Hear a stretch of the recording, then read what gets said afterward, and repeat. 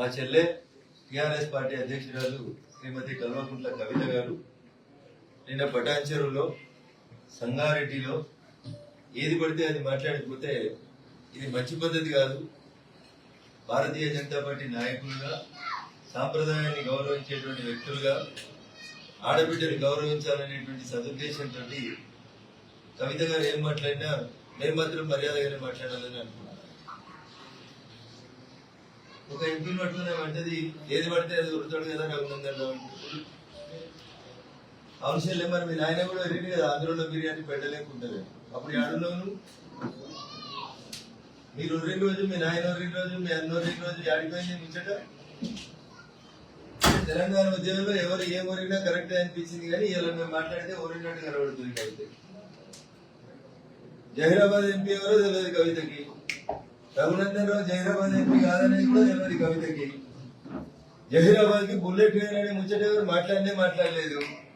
మీరే టీఆర్ఎస్ ఊహించుకొని మీరే కథలు పడి మీరే పేపర్లలో వార్తలు చెప్పి 10 ఏళ్ళ మీ పరిపాలన తర్వాత ఇవాళ వచ్చి జహీరాబాద్ కు బుల్లెట్ ట్రైన్ రాకపోతే రఘునందన్ రావు ఎందుకు మాట్లాడతలేడో ఉంటది. జహీరాబాద్ ఉండేది ఎంపీ రఘునందన్ రావు కాదు, కాంగ్రెస్ పార్టీ ఎంపీ ఉంటాడు, సురేష్ షెట్కార్ ఉంటాడు. రాసిచ్చేటోడన్నా కొంచెం అకల్మని ఉండాలి. రాసిచ్చుతాను సంగారెడ్డిలో మాట్లాడేటప్పుడు మెదక్ ఎంపీ గురించి మాట్లాడాలి. జహీరాబాద్ బుల్లెట్ ట్రైన్ గురించి సంగారెడ్డిలో ఎందుకు మాట్లాడు? ఎవరు మీరు చేసిరా? నీమ్స్ మేం చేయకపోతే భారత ప్రభుత్వం నరేంద్ర మోడీ గారి నాయకత్వంలో జహీరాబాద్ కి నీమ్స్ తెచ్చింది. 10 ఏళ్ళు మీ నాయన అధికారం నుండి మెదక్ జిల్లా పూర్వ మెదక్ జిల్లా అని చెప్పుకునే మీరు మీ నాయన ఏం పని చేసిరో చెప్పురి. నువ్వేదో చెప్పినావు కదా సింగూరు కట్ట గురించి.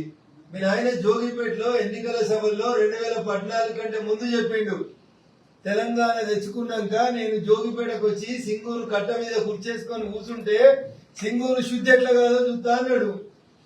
9.5 ఏళ్ళు మీ నాయన ముఖ్యమంత్రి చేసిండు. నేను కూడా మాట్లాడగలుగుతాను మీ అయ్యానికి, కానీ సంస్కారం అడ్డం వస్తుంది. మీ నాయన 9.5 ఏళ్ళు ముఖ్యమంత్రి చేసిండు. ఒక్క రోజున సింగూరు కట్ట మీదకి వచ్చి కూర్చున్నాడా? సింగూరులో కొర్రమైన చేపలు తినేందుకు చంద్రశేఖరరావు టైం దొరకలేదు కానీ ఆంధ్రాకు పోయి రాయలసీమ రతనాలసీమ ఎత్తా అని రోజా ఇంట్లో పోయి రొయ్యలు తిని చేపలు తిని వచ్చిండు చంద్రశేఖరరావు గారు. బరాబర్ వృత్తం చెల్లె. మీరు ఆయన ఎట్లా వరిండో నేను కూడా గట్లే వరిందా జై తెలంగాణ అని.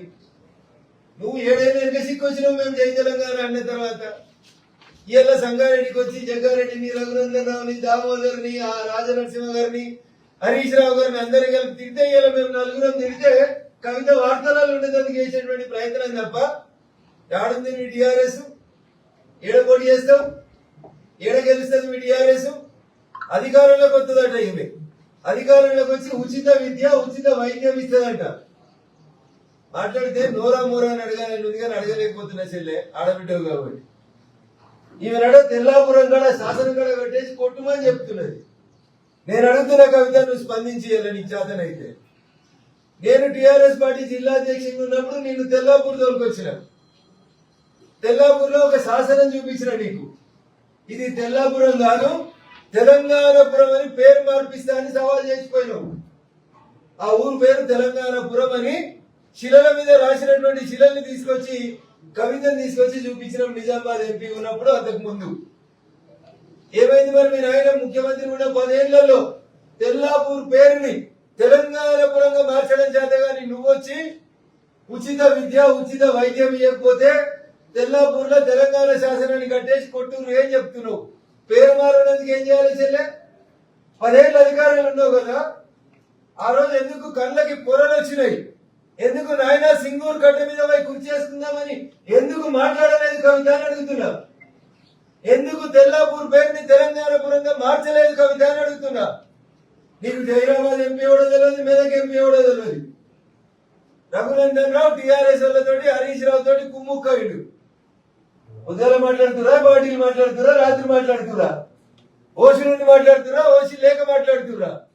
హరీష్ రావు అనేటువంటి గీత గీసి తెలంగాణ రాష్ట్ర సమితి పేరు మీద అప్పుడు పోటీ చేస్తే దుబ్బాకలో గీత గీసి కొట్లాడి హరీష్ రావు అనేటోని మీరంతా అపజయం ఎరగడు 6 అడుగుల బుల్లెట్ అని చెప్పినోని దుబ్బాకలో గీత గీసి కొట్లాడి ఓడగొట్టినాడు.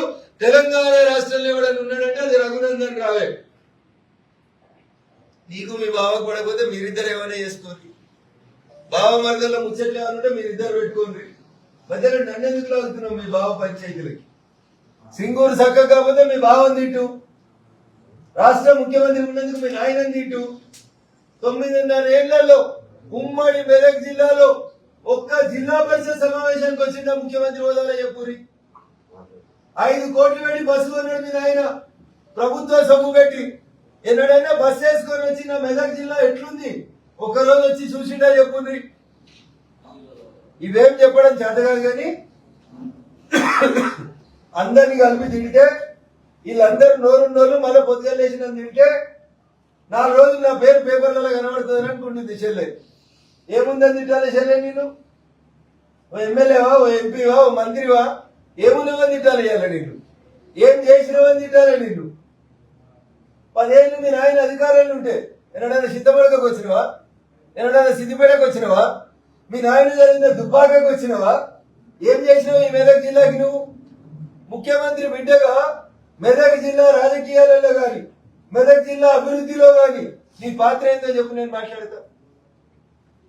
ఎవరితో కలిసి చేస్తున్నారు రాజకీయం? ములాఖత్ రాజకీయాలు నీకు ఎరక, కలిసి పనిచేసే రాజకీయం నీకు ఎరక. నా నోట్లో నాలుగే పెట్టి రఘునందన్ అన్నింటి మీద వరుతాడు కదా, నీ మీద కూడా వరుతా చెల్లె. రోజా ఇంటికి పోయి రొయ్యల కూర తిందామని బరాబరి చెప్తా.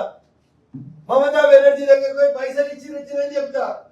మీ నాయన ముఖ్యమంత్రి హోదాలో హెలికాప్టర్లో పోతే పక్కన నువ్వు ఉన్నావని చెప్తా.